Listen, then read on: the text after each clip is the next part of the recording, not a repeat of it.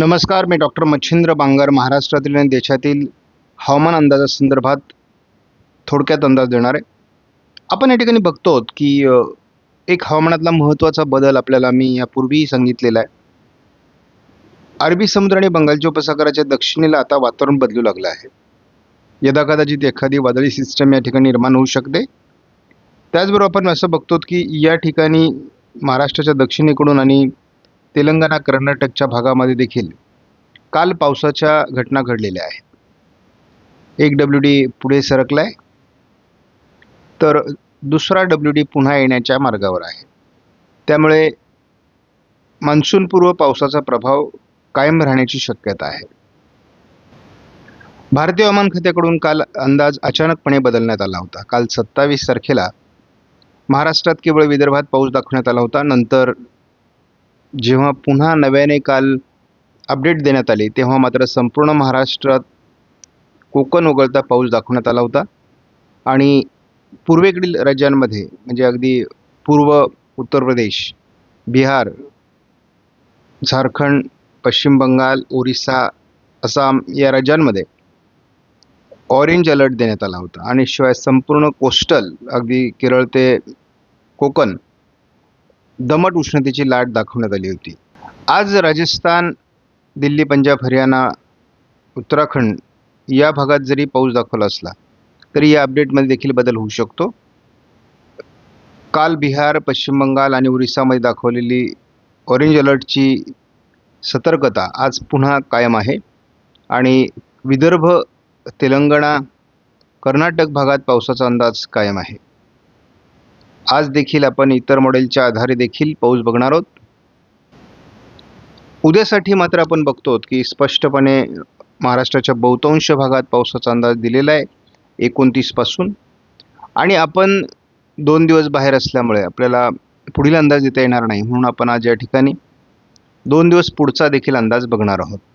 तर या ठिकाणी आपल्याला 29ला दिसते बहुतांश उत्तर भारत, मध्य भारत आणि दक्षिण भारतात देखील पावसाचा प्रभाव वाढलेला आहे आणि त्यामुळे ही एक जोड क्षेत्र किंवा ट्रफ लाईन तयार होण्याच्या मार्गावर आहे. आपल्याला पहिल्यांदा कोकणासहित संपूर्ण महाराष्ट्रात पावसाचा अंदाज देण्यात आला आहे. तर आपण या ठिकाणी बघतो की अगदी दक्षिण भारतापासून केरळपासून तर काश्मीरपर्यंत पावसाचा अंदाज, मान्सूनपूर्व पावसाचा अंदाज देण्यात आला आहे. पुन्हा एकदा 31 तारखेला संपूर्ण महाराष्ट्रात कोकण वगळता पाऊस दाखवला आहे. राजस्थान, मध्य प्रदेश, छत्तीसगड, ओरिसा, आंध्र प्रदेश, तेलंगणा, कर्नाटक, केरळ या भागात देखील पावसाचा अंदाज 31ला कायम आहे आणि जोड क्षेत्र देखील किंवा ट्रफ लाईन ही दक्षिण उत्तर कायम राहणार आहे. गेल्या 24 तासामध्ये महाराष्ट्रात पावसाची नोंद झाली आहे. यामध्ये पहिल्यांदा रत्नागिरी, सिंधुदुर्गच्या काही भागात पाऊस झाल्याची नोंद आहे. सातारा, पुणे भागातही तुरळक पाऊस झालेला आहे. म्हणजे आजचा अंदाज जर बघितला कुलाबा वेधशाळेचा तर केवळ विदर्भाच्या 4 जिल्ह्यांमध्ये म्हणजे चंद्रपूर, गडचिरोली, भंडारा आणि गोंदिया जिल्ह्यात पावसाचा अंदाज मेघगर्जनेसह देण्यात आला आहे. 29 तारखेलाही पूर्व विदर्भातील 5 जिल्हे यामध्ये नागपूर, भंडारा, गोंदिया, चंद्रपूर, गडचिरोली, त्या पाठोपाठ मेघगर्जना नांदेड, कोल्हापूर, सिंधुदुर्ग या काही जिल्ह्यांमध्ये दाखवण्यात आली आहे. त्याचबरोबर सोलापूर, धाराशिव आणि लातूरमध्ये देखील येलो अलर्ट देण्यात आला आहे. आपण 30 तारखे अहिल्यानगर, बीड, लातूर, धाराशिव, सोलापूर, पुणे, सातारा, सांगली, कोल्हापूर, रायगड, रत्नागिरी या सिंधुदुर्ग भागामध्ये देखील, त्यानंतर यवतमाळ, चंद्रपूर, नांदेड, हिंगोली, परभणी या सर्व जिल्ह्यात पावसाचा अंदाज देण्यात आला आहे. आपण बघतो की 31 तारीख ही महाराष्ट्रासाठी जास्त महत्त्वाची आहे, कारण महाराष्ट्रातल्या बहुतांश जिल्ह्यांमध्ये पावसाची नोंद होईल असा अंदाजे उत्तर महाराष्ट्र, मध्य महाराष्ट्र, मराठवाडा, पश्चिम महाराष्ट्र, विदर्भाचा उत्तरेकडील भाग या ठिकाणी पावसाची नोंद होईल असा अंदाज आहे. आज 28 तारखेला एक महत्त्वाची नोंद आपल्याकडे उपलब्ध आहे आणि त्या नोंदीनुसार कोस्टल कर्नाटकाच्या आजूबाजूने आणि केरळच्या आजूबाजूने एक कमी दाबाचं क्षेत्र विकसित झालं आहे, ज्याचा परिणाम जवळपास सिंधुदुर्गपासून केरळपर्यंत होण्याची शक्यता या ठिकाणी वर्तवण्यात आलेली आहे. महाराष्ट्रासहित भारताच्या बहुतांश दक्षिणी भागात उष्णतेची लाट कायम आहे. जवळपास 40°C पुढे तापमान पोहोचलं आहे. भारतामध्ये सध्या एकाच वेळेस मान्सूनपूर्व पाऊस आणि तापणारा सूर्य म्हणजे उन्हाळा आपण एकाच वेळेस अनुभवतो आहोत. आपण GFS मॉडेलचा धावता अंदाज बघणार आहोत. पूर्व भारतात सध्या WDचा प्रभाव आहे. पुन्हा एकदा उद्या उत्तर भारतासहित मैदानी भागापर्यंत एक WD सक्रिय होणार आहे. केरळमध्ये पावसाची शक्यता कायम आहे. आपण 31 तारखेला महाराष्ट्रापर्यंत हे अगदी राजस्थान, मध्य प्रदेश, महाराष्ट्र अगदी दक्षिणी राज्यापर्यंत आणि उत्तर अगदी काश्मीर, जम्मूपर्यंत हा प्रभाव राहणार आहे. 1 तारखेला देखील हा प्रभाव GFSने कायम दाखवला आहे. सध्या विदर्भामध्ये उष्णतेची लाट देखील कायम आहे. पावसाचा अंदाजही कायम आहे. 40°C पारा विदर्भामध्ये असून महाराष्ट्रात बहुतांश ठिकाणी 38 ते 40° पर्यंत तापमान पोहोचलेलं आहे.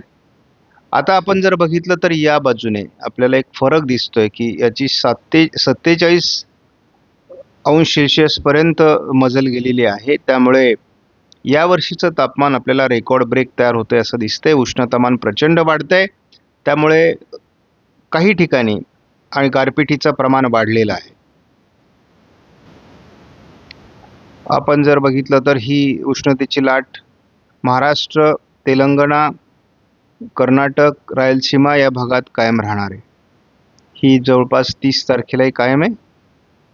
महाराष्ट्राच्या, भारताच्या, मध्य भारताच्या बऱ्याच भागात ही लाट 1 तारखेला देखील कायम आहे. 2 तारखेला विदर्भात कायम आहे. बंगालच्या उपसागराच्या दक्षिणेला नवीन सिस्टम या आठवड्यात तयार होईल. तिचा फार भारतीय भूभागावर परिणाम होणार नाही, परंतु एक सिस्टम बनते हे स्पष्ट आहे.